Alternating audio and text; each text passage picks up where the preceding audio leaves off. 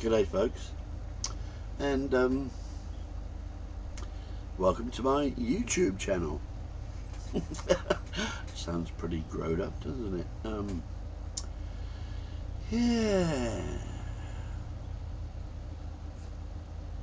I'm making this video to answer the question, is there a cure for depression? And when I check with what's current mainstream understanding, the answer comes back no. There is no cure for depression. It's a mental illness, and if you've got it for life, and it comes and goes. But I disagree with that, because I have moved through long-term depression, and what I'd like to share with you is how I did it, how I got the other side of it.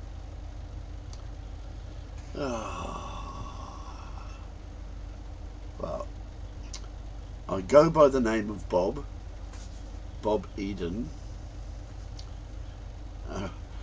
Sometimes I'm called the spiritual mechanic, and I kind of like that, because in my outside world I've spent most of my life in engineering, and in that role, I picked up tools and picked up knowledge to do the jobs that I had to do in the external world.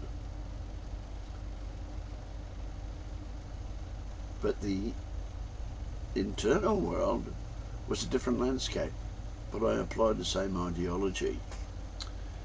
In my journey of awakening, I've picked up tools, and I've invented tools that helped me get to where I am today. And yeah,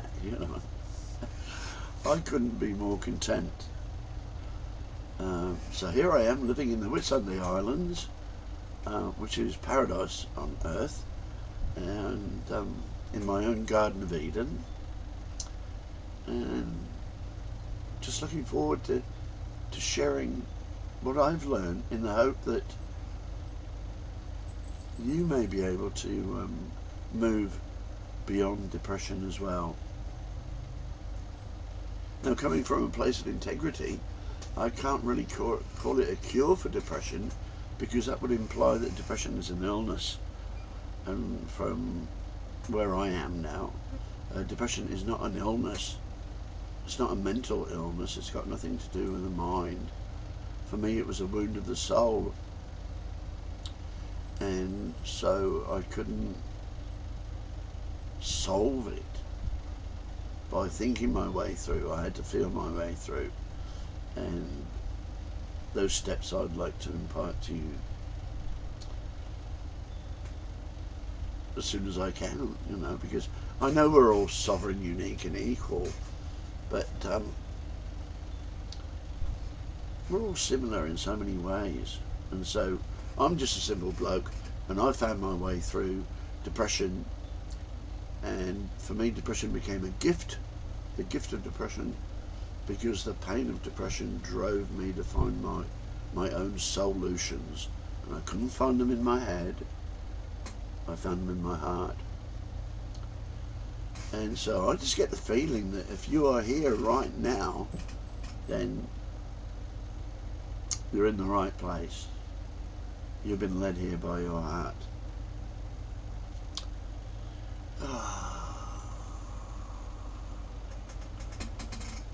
This is weird for me. Why am I qualified to speak? Well, as I said, I'm just a simple bloke. I didn't go to university. The only university I went to was the University of Life, and I reckon I graduated with honours, because now I am content with me, and I know who I am. It took me, 20 years to deprogram myself from 40 years of programming, but the work was worth it. So yeah, I reckon I'm qualified to talk about recovering from depression.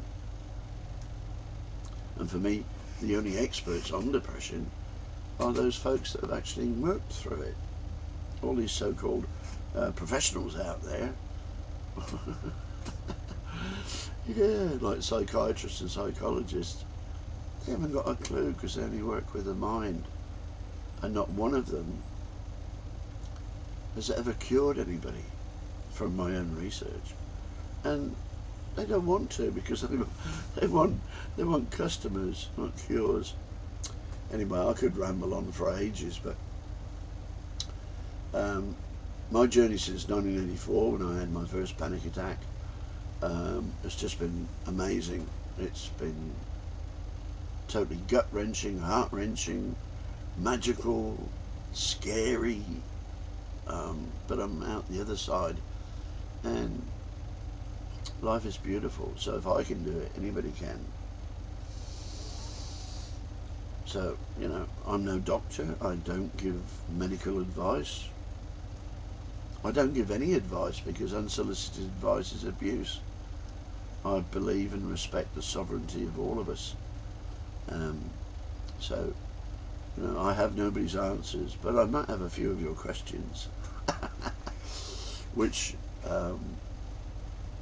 my whole journey is compiled or thrown into a basket that I've called The Gift of Depression, my little scrapbook, and that's available on Amazon at the moment, but there's more to come. I've got so much more to share, and I just hope that what I share resonates with you, and if it doesn't, that's great, you know, that's great. But you know, in this time of awakening, the truth will come out. And for me, the truth is, there is no such thing as mental illness. It's just another lie. That's another lie that we've been programmed to believe since about 1880. So it's well entrenched. I suppose that's about it. I don't have any funny quips, which is unusual for me. But you'll find all my information and details in the links below. So thank you for coming here.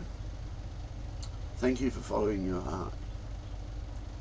And thank you for supporting me in launching my God project, which is GOD, the Gift of Depression, because it was a gift. And also supporting me in my mission to eradicate suicide, because it is doable. Okay. Look forward to hearing from you soon, and check out my links below. Thanks a lot, folks. Bye.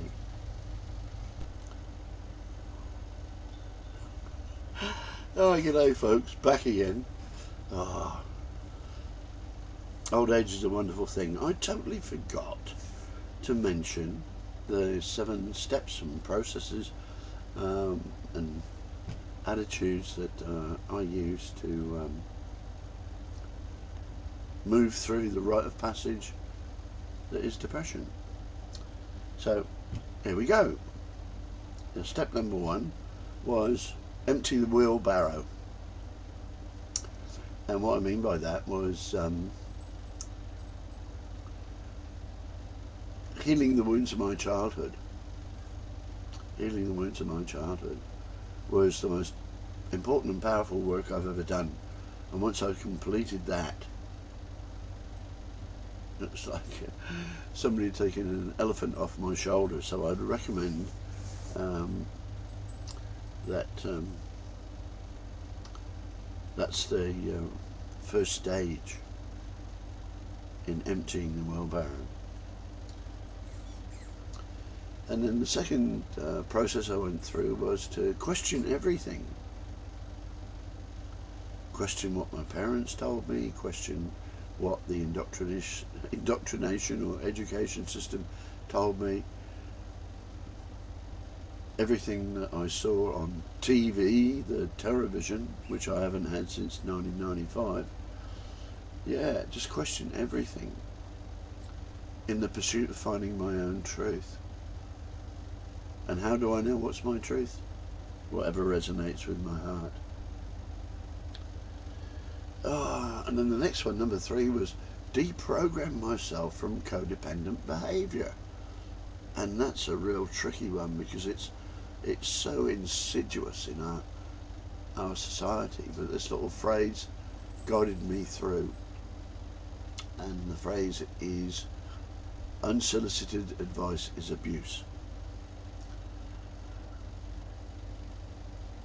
For me, when I'm struggling the most in my life, that's when I learn the most about me.